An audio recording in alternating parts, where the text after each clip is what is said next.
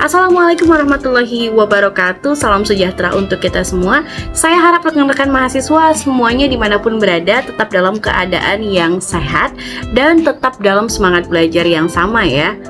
Baik, kita masih masuk di mata kuliah analisa kredit. Nah, di pertemuan lalu kita sudah membahas tentang analisa aspek manajemen, di mana di sana kita sudah mengkaji bagaimana kondisi manajemennya untuk dapat kita nilai layak atau tidak kita berikan kredit.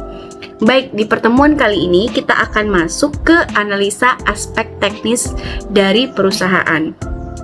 Apa saja sih ruang lingkup aspek teknis itu ya? Yang pertama, mulai dari bagaimana cara perusahaan itu memilih tanah dan lokasi usahanya. Lalu memilih mesin-mesin yang akan digunakan, lalu bangunan pabrik, toko, gudang, dan kantor. Lalu tentang teknologi yang diadopsi, apakah sudah mengikuti perkembangan teknologi yang baru atau belum.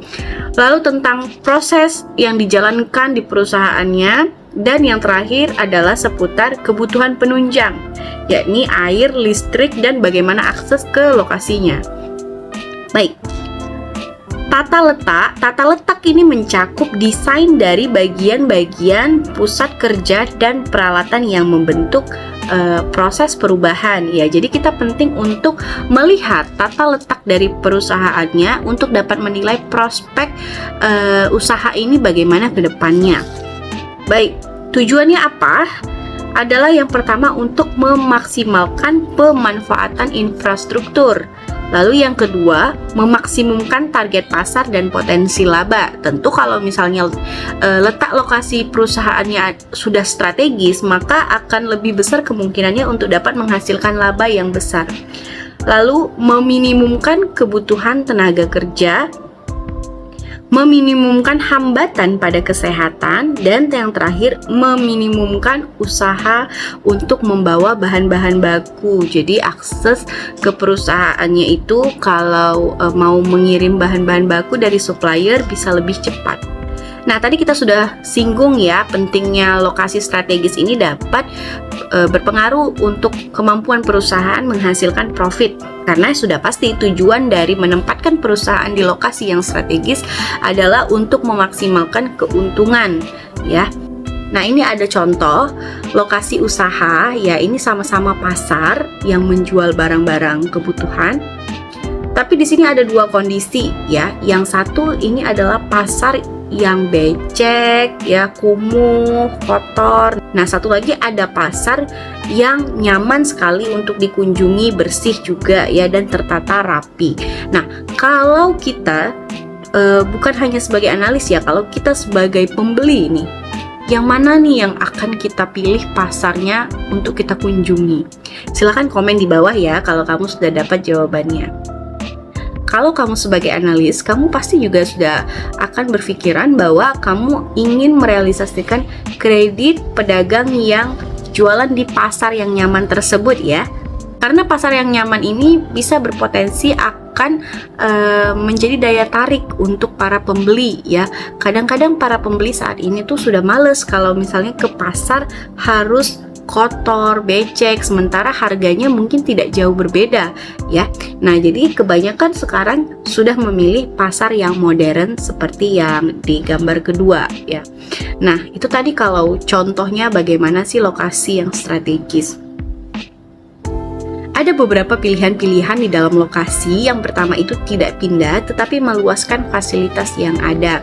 Ada beberapa usaha, misalkan saja warung bakso ya. Warung bakso itu terkadang ia tidak ingin pindah lokasi, tetap di lokasi yang sama agar pelanggannya tidak bingung lokasinya berpindah-pindah. Nah, tetapi apa yang mereka lakukan untuk ekspansi bisnisnya, mungkin karena sudah banyak nih pelanggannya dan di lokasi yang lama itu sudah tidak tertampung lagi, tapi dia tidak ingin pindah lokasi. Salah satu solusinya adalah meluaskan fasilitas yang ada. Nah, jadi bisa saja pedagang tersebut untuk meluaskan lokasinya, maka ia butuh pinjaman kredit. Lalu mempertahankan lokasi yang sekarang selagi menambah fasilitas lain di tempat lain.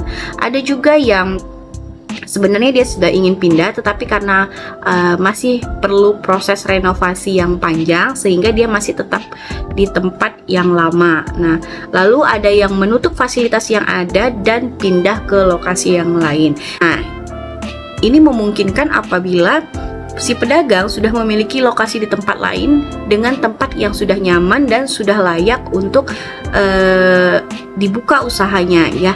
Nah, maka dia akan berinisiatif untuk pindah lokasi.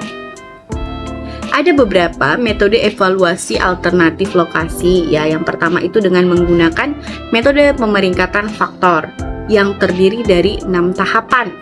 Mulai dari mengembangkan daftar faktor-faktor terkait yang disebut faktor penunjang keberhasilan. Jadi ditentukan dulu nih apa-apa saja faktor yang menunjang keberhasilan suatu perusahaan. Lalu tetapkan bobotnya di masing-masing faktor tadi. Yang ketiga, mengembangkan skala untuk setiap faktor ya. Diberikan nilai 1 sampai 10 ataupun boleh 1 sampai 100 poin. Lalu meminta manajer menentukan skor setiap lokasi untuk setiap faktor. Nah, jadi format bobot yang sudah ditentukan tadi ini akan menjadi acuan untuk penilaian para manajer ketika pergi ke suatu lokasi usaha. Lalu mengalihkan skor itu dengan bobot dari setiap faktor dan membuat rekomendasi ya. Rekomendasi yang didasarkan pada skor laba maksimal. Nah, itu tadi kalau metode pemeringkatan faktor. Lalu ada juga analisis titik impas lokasi. Nah, ini caranya yang pertama dengan menentukan biaya tetap dan biaya variabel untuk setiap lokasi. Lalu diplot biaya untuk setiap lokasi dengan biaya pada garis vertikal dan volume produksi tahunan pada garis horizontal. Dan yang terakhir, memilih lokasi yang biaya totalnya paling rendah untuk setiap volume produksi yang diinginkan. Ini berarti pakai kurva nanti ya. Nah, lalu aspek teknis itu mencakup juga mesin yang digunakan di perusahaan harus kita lihat. Yang pertama parameternya, jumlah mesin yang ada dan jumlah produk yang dihasilkan. Apakah kapasitas mesinnya itu sudah mencukupi dengan target produksinya. Lalu kondisi mesin, apakah kondisi mesinnya ini memang masih layak pakai semuanya, atau jangan-jangan mesinnya banyak tetapi banyak yang rusak. Nah, ini kan berarti tidak akan produktif ya. Nah, lalu yang terakhir adalah proses maintenance mesin ya. Bagaimana perusahaan itu mensisihkan biaya untuk maintenance. Kalau dia sewa berarti dia tidak ada biaya maintenance. Nah, ini lebih baik ya.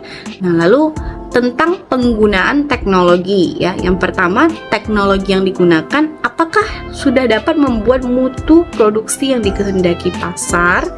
Lalu teknologi yang digunakan apakah dapat mempercepat proses bisnis di perusahaan. Dan yang terakhir, biaya yang dikeluarkan perusahaan untuk mengadopsi teknologi terbaru. Yang namanya perusahaan mengadopsi teknologi terbaru itu sudah pasti biayanya akan sangat mahal ya. Tetapi kalau dibandingkan dengan kemampuan teknologi itu dapat mempermudah pekerjaan di perusahaan, mungkin itu akan sebanding ya. Nah, jadi itu kenapa penting bagi kita seorang analis kredit, selain menganalisa aspek manajemen dan keuangan, kita juga penting menganalisa aspek teknis yang ada di perusahaan karena berhubungan dengan kegiatan produksi, yang artinya ini adalah kegiatan perusahaan untuk mencari labanya. Demikian materi kita hari ini, sampai bertemu di pertemuan selanjutnya. Saya akhiri, Assalamualaikum warahmatullahi wabarakatuh.